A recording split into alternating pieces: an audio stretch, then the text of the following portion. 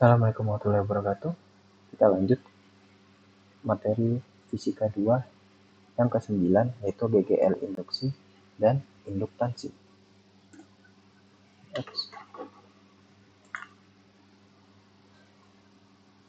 Flux magnet adalah jumlah garis-garis induksi magnet yang menembus luas suatu permukaan, yang dimana dapat dinyatakan seperti ini.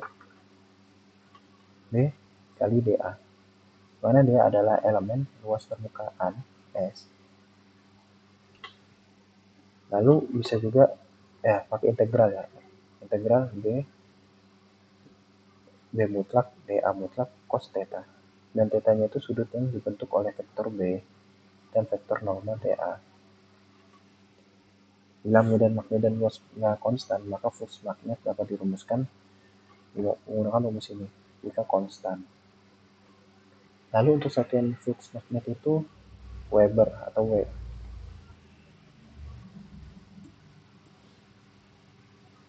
Lalu selanjutnya ada hukum induksi Faraday dan gerak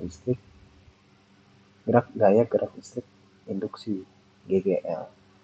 Faraday itu menemukan bahwa flux medan magnet yang berubah dengan waktu akan menghasilkan arus listrik.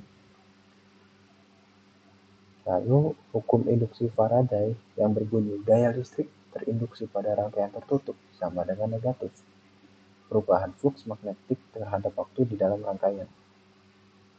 Bisa dituliskan dengan epsilon sama dengan min d flux per dt. Epsilon itu sama dengan GGL induksi, satuannya volt. Dan simpel yang terdiri dari N buah yaitu N.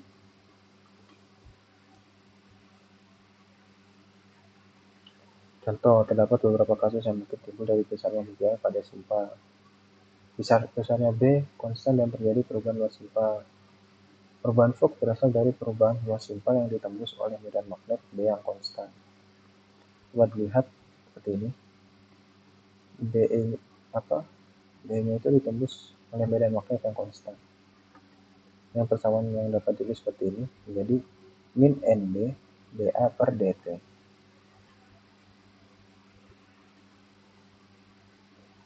Selanjutnya hukum Lenz. Arah arus sedemikian sehingga menghasilkan medan atau flux yang melawan penyebab timbulnya arus tersebut. Jika batang digerakkan ke kanan, maka terjadi pengurangan luas simpel sebesar dA, sehingga flux berkurang sebesar dμ. Pengurangan flux setiap saat inilah yang menyebabkan timbulnya arus imbas dalam simpel. Pengurangan flux harus dilawan dengan penambahan flux. Agar flux bertambah, maka arus imbas harus menghasilkan medan magnet yang searah dengan medan magnet sebelumnya. Jadi agar nilainya sama, saat pengurangan flux itu harus ditambahkan flux lagi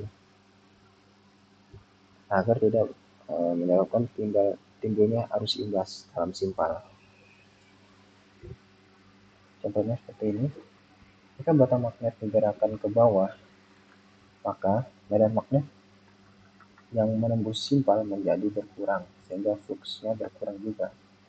Pengurangan flux menyebabkan munculnya arus imbas yang menghasilkan medan magnet yang menambah flux yang ada, sehingga medan magnet oleh arus imbas harus searah dengan medan magnet oleh batang magnet. Dapatnya seperti ini.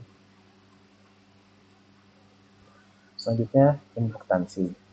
Induktansi itu merupakan sifat sebuah rangkaian listrik atau komponen yang menyebabkan timbulnya gaya gerak listrik di dalam rangkaian sebagai akibat perubahan arus yang melewati rangkaian induktansi sendiri.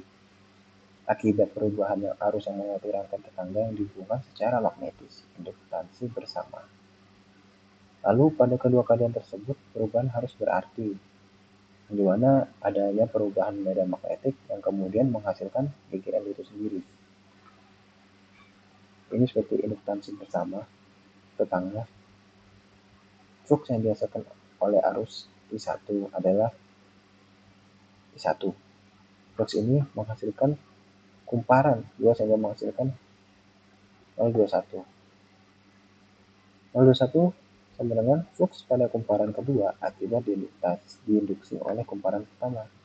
Jika arus I1 berubah, maka flux 21 juga berubah. Perubahan flux 21 menyebabkan munculnya GGL imbas pada kumparan kedua dengan persamaan epsilon 2 sama dengan min N2 D021 per dt. Nah, lalu kita bisa menggunakan persamaan ini. Epsilon 2 sama dengan min M21 DI1 per dt. Ini untuk induksi bersama.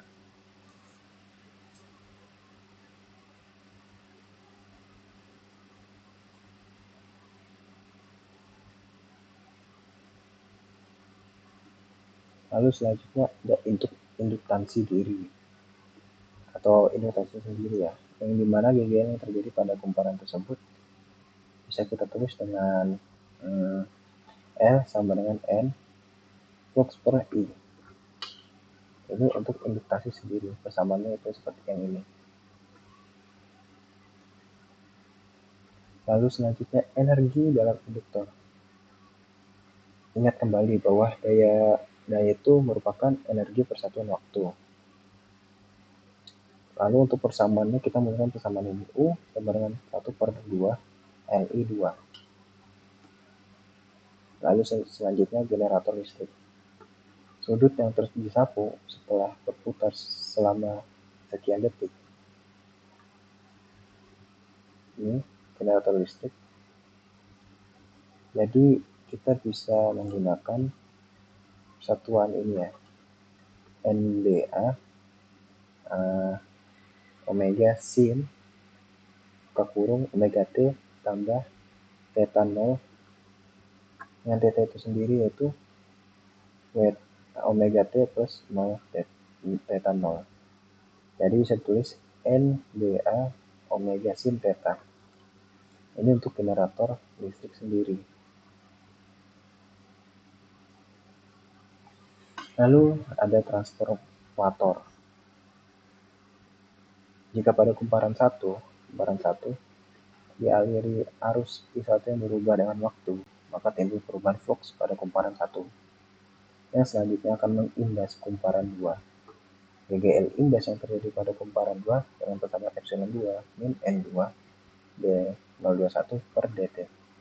Lalu arus imbas pada kumparan 2 yang terjadi juga berubah terhadap waktu, maka akan mengimbas balik pada kumparan 1 sehingga muncul GGL imbas pada kumparan 1 sebesar epsilon 1 sedangkan I N1 D12 per dt. Untuk hasilnya saja, rumus simpelnya itu epsilon 1 per epsilon 2 sama dengan N1 per N2. Ini untuk transformator dengan dua kumparan. Lalu jika adanya daya listrik yang terbentuk di kedua kumparan itu bisa dengan ini P1 epsilon 1 kali I1. Untuk yang kedua P2 sama dengan epsilon 2 kali I2. Lalu jika tidak terjadi kehilangan daya di antara kedua kumparan, bisa menulis epsilon 2 per epsilon 1 sama dengan I1 per I2.